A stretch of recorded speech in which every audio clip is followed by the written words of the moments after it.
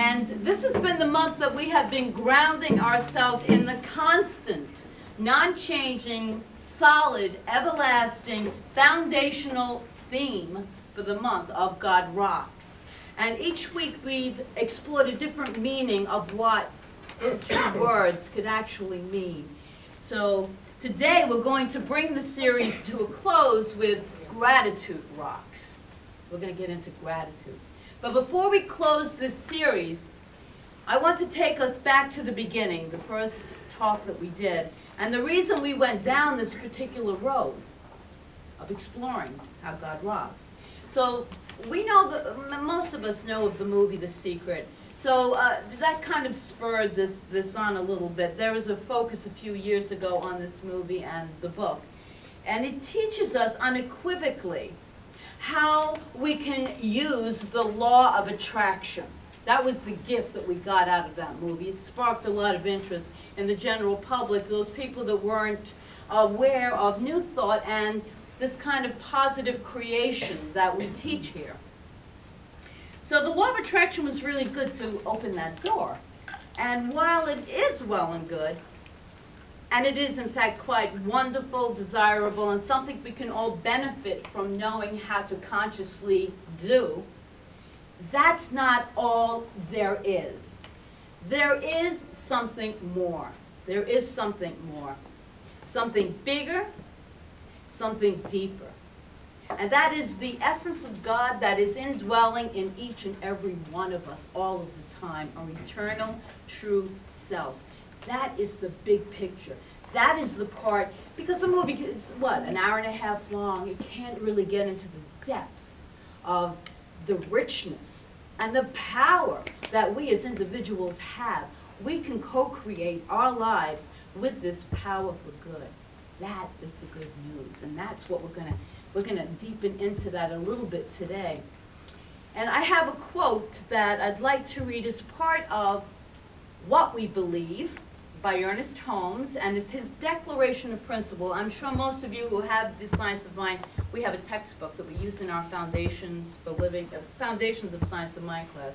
And I want to read a little bit about what he expounds upon as the declaration of principle. He says, "We believe that God is personal to all who feel this indwelling presence. We believe in the direct revelation of truth through the intuitive and spiritual nature of man, and that any man may become a revealer of truth who lives in close contact with this indwelling God." This is just only part of the declaration, so I would encourage you to have, it's in Living the Science of Mind. Read it, page 83, fabulous. And so I was thinking about where and why we got started down this road, besides my great imagination. And as I was thinking about this, and about our final Sunday, to see how God rocks, and how we could be involved with our God Rocks. We have God Rocks, that's part of the whole, our whole altar is filled with rocks, with words of gratitude on them. We're going to get into that later. And so I was thinking of today's theme, Gratitude Rocks. A thought popped into my head. And it's my favorite kind of subject, and I know Norman, who is a practitioner, would really appreciate this also. It is about our use of prayer. We call it spiritual mind treatment. We call it affirmative prayer. And what I'd like to do this morning is to just go over a little bit of what goes into affirmative prayer, because it is a whole technique. So the thought of prayer we teach in Science of Mind is a perfect commingle for this whole theme of this month so far. The ideas that we've taught in the law of attraction, because the affirmative prayer is based in the creative process, which is like this rich material that we learn in the classes, so that we understand how it works. So I'm going to give you a little taste of that today. And remembering from the words, and I think it was a quote I used last week from Ernest Holmes, he says, "Our minds should swing from inspiration to action, from contemplation to accomplishment, and from prayer to performance. See, prayer is really, it doesn't make any difference how you pray. It's just the praying, just the faith and the touching with the God of your knowing, of your understanding. So we're going to look at spiritual mind treatment or affirmative prayer. Are most of you familiar with it? Yes. Yes. Few people are not. That's fine. Okay. Who's not? Raise your hand. Okay, so you'll learn today. It's great. There's no right or wrong way, really. There are 5 stages to this prayer, which is a technique. As I said, we learn this technique, and then you kind of heard Bill, who, it's beautiful because I really didn't know exactly what Bill was going to do, but what he did is he followed his intuitive self, which is the voice of spirit moving through him, and it's perfect for what I was doing, and he had no idea that I was going to be doing spiritual mind treatment. So he gave you a little taste of that, and you repeated it after him. That's affirmative prayer. It's all good. It's all good. So the first step is recognition. But before we get into them, I'd like to talk about the purpose. Always to have, when you're doing any kind of prayer work, to have a strong, specific purpose that you want to direct your prayer. Because you're using the law of attraction. So you're directing your prayer into the law, right? So, the first step is recognition. And so this is, we started out the month, and I'm going to tie in the whole rock theme in here. So the first month was, the first talk in the series was founded on the rock. So this would be our recognition. That's what is called the first step of prayer. And we're recognizing the oneness of all life, the infinite possibility and potentiality that Spirit has for us, that God has in store, that is this Creator that is completely giving of itself. Giving of itself. That's all it does. It creates, so it expands. That's when we talk about the expansive nature of divinity. We're talking about it expands through creation. We create too, but God creates. So it's always expanding itself. This is a oneness. There is nothing outside of this infinite source of all good. So this is the part, this step is a living, moving, breathing, trusting part of our treatment.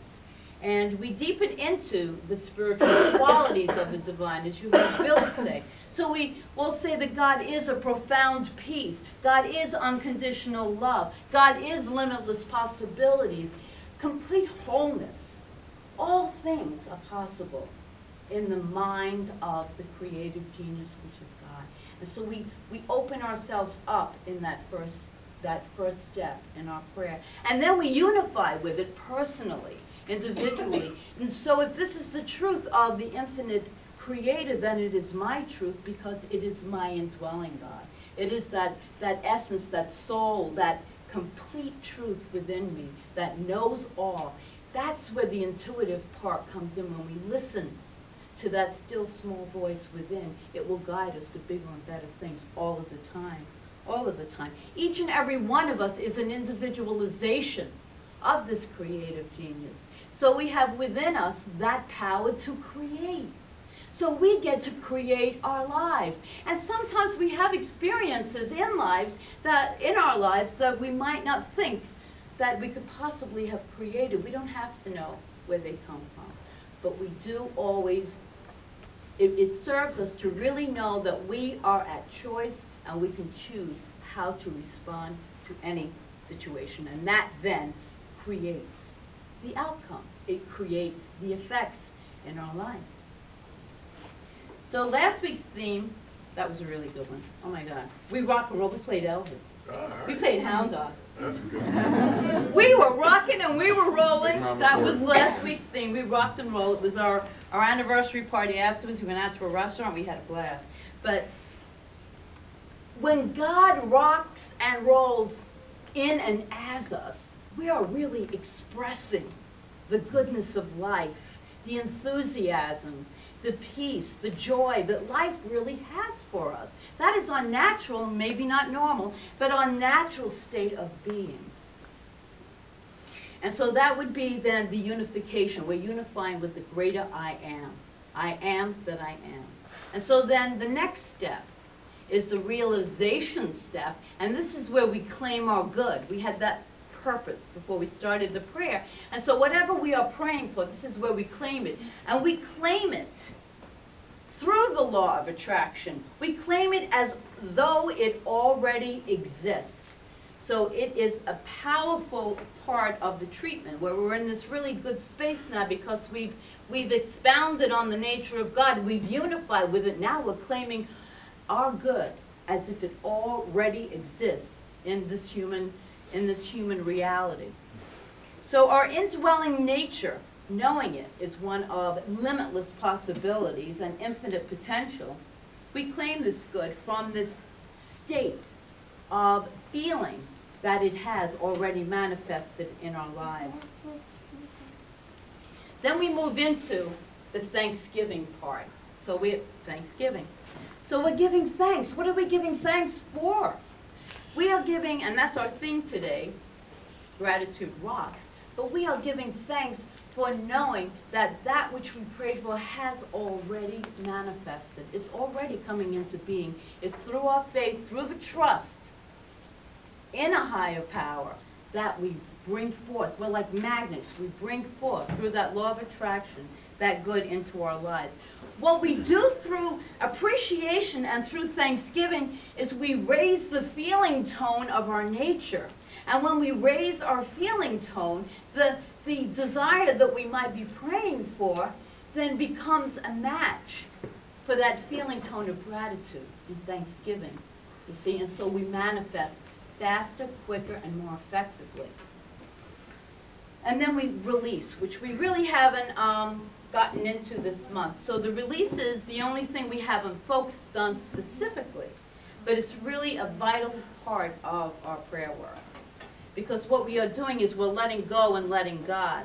We are so grateful, and we release it into the law of attraction, into the law of universal mind, where we know that all that we have prayed for is manifested right here and right now, and we let it go. We release, we surrender, we let it go. It's gone into the law, these immutable laws that we speak of. And so then we just leave it there. We don't, as we've used before the analogy of the seed in the soil and then the plant, and so we don't see a sprout come up from the ground and pick it up to see if it's still growing. It's the same thing with our thoughts. We don't go back and say, gee, I wonder if that prayer is still working in my life. We have the faith. We have the faith. When we plant a seed, we have the faith that if we plant this tomato seed or whatever seed it is, we have the faith that then we will get a tomato plant. You don't have to think about it and wonder about it and pull it up and see if it's growing. It's the same thing with our thoughts. So if we're planting a thought that serves our highest good, so we just know it's done in affirmative prayer. That's the beauty of this technique, and it is a technique. It's a very, when you really learn how to do it, it's so powerful. It's our most powerful tool that Ernest Holmes gave us. And so the Thanksgiving step of spiritual mind treatment, we might think, what are we grateful for if it hasn't already showed up? We're being thankful for the manifestation, for the demonstration, and for the answer to our prayer. We move into the attitude of gratitude, which is a high vibration, as I said before. And are we thankful because God needs us to be thankful? No. God does not need us to be thankful. God is the givingness to all life. Whatever the beauty of knowing that nothing we can do, think, or say can affect our indwelling God, which is part of the whole oneness. There is nothing we can do to harm it in any way. And so we're not thankful to God. We do the prayer work for our own consciousness, for our own selves, to raise us into a vibration to manifest what it is, if it's peace, if it's a car, if it's love, whatever it is that we'd like to experience in life. It can be material, it can be a quality, whatever you choose to pray for, because God is the givingness, the givingness. So we do this to move into this greater consciousness of acceptance, and acceptance to the answer to our prayer. And of course, acceptance is what it's all about, because if we're not open and receptive to our good, it can't get in. It cannot get in. So we're always in that place of, we do a prayer, however you pray, like I said, but do you believe that the prayer is working? Do you really believe it? Not just saying you believe it, but believing it on a deep level within yourself. Standing in gratitude, then, to the answer for our prayers, which might not have looked like they've appeared in the physical world yet. If they did, we wouldn't still be praying for them. So we know that the demonstration, and it can be the outcome, the beauty of prayer is to know what you want, and then let the universe take care of the how. Let the universe take care of the how. It's going to bring it in. So Jesus said, in talking about faith of your prayer, he said, to look out and see that the field is already white and ready for the harvest, even though it has just been planted.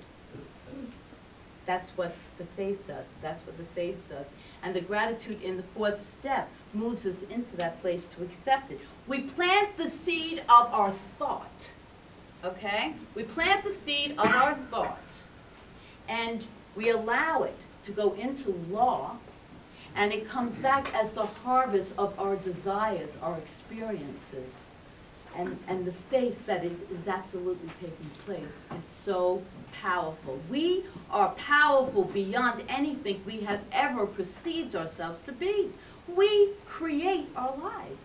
If you don't like what's going on, choose a different thought. Go to a different cause. A different cause will always be a new thought. Thanksgiving is an important spiritual practice. Giving thanks. It's important to do that, because when we use this power of thanksgiving, we start attracting to us that which we desire, that which we might have been praying for. Just being in that, and it feels good. Just being in that state of gratitude. How often do we stop and look around and just be grateful for the small, big, the things that happen in our lives, people we bump into, phone calls we might receive, activities that we're a part of, looking at nature, especially this last week, has been phenomenal. It's very expansive. But do we take time to stop and see the beauty and say, thank you, God, for this beautiful creation, for the glory of my life, for all that's in it, even with the challenges. Even with the challenges, there's good. Good is always present. It's up to us to see the good. To see the good. That's where we have the choice. Do we see the good? Even in challenges. It'll raise it, it will change the whole energy field.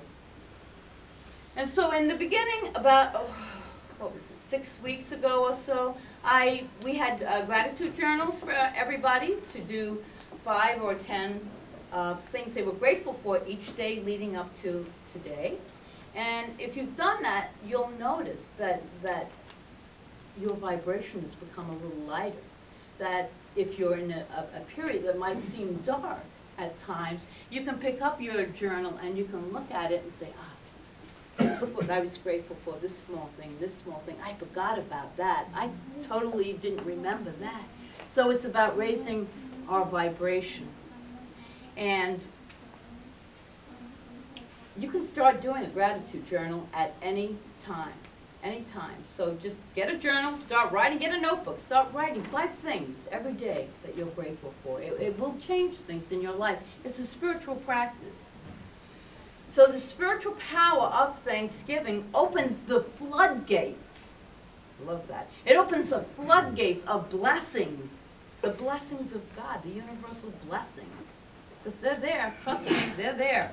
Being thankful even before you receive. Even before you, it creates this powerful energy field. And as I said before, you're like a magnet for your good, like a magnet drawing it to you.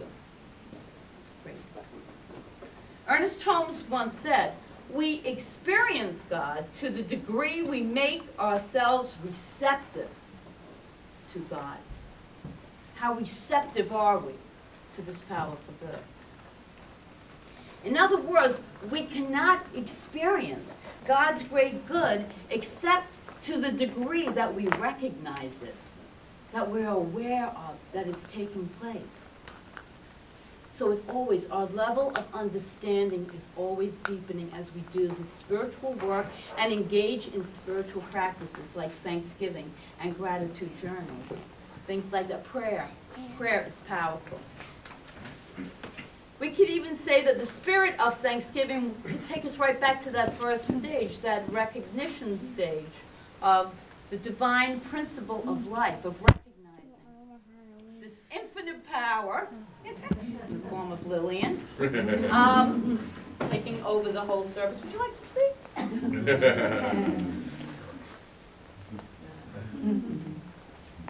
It helps us realize that we live in a spiritually organized universe. Everything is in a divine right order. All the systems are in harmony and balance with each other. This is a spiritual universe that we live in. It really is, and at the very center of it is this thing we call God. Is this thing we call God, a higher power, this infinite intelligence.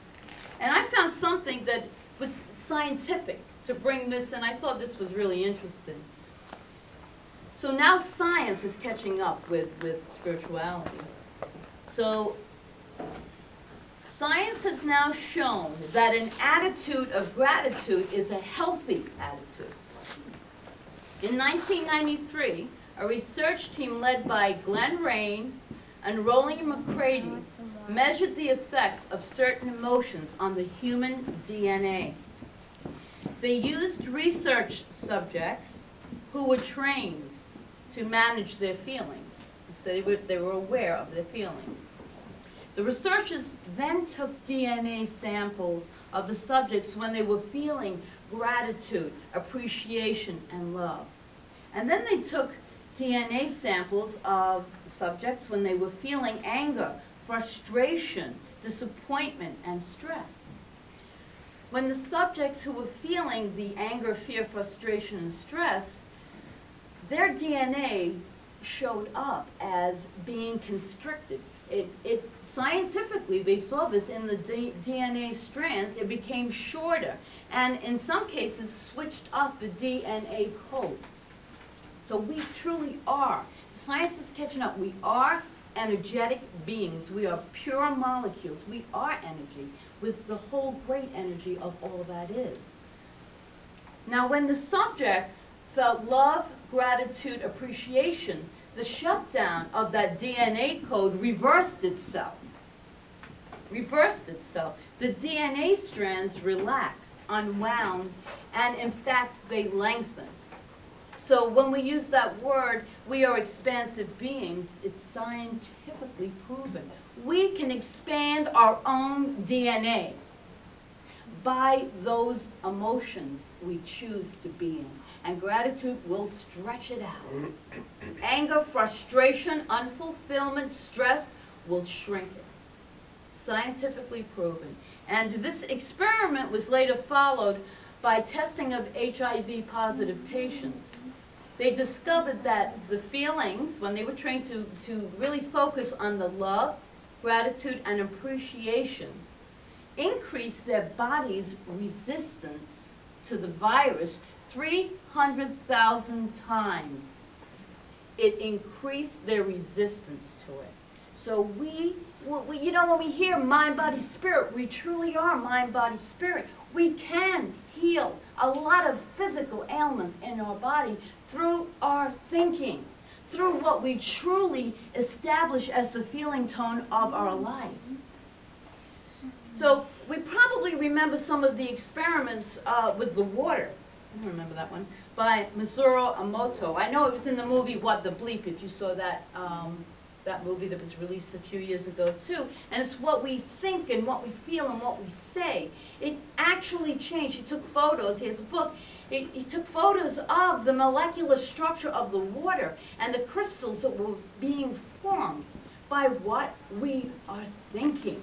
And the ones that came from the love and the appreciation and the high quality, I know they had classical music and stuff. I'm sure the blues too, your kind of blues. Would made these beautiful, gorgeous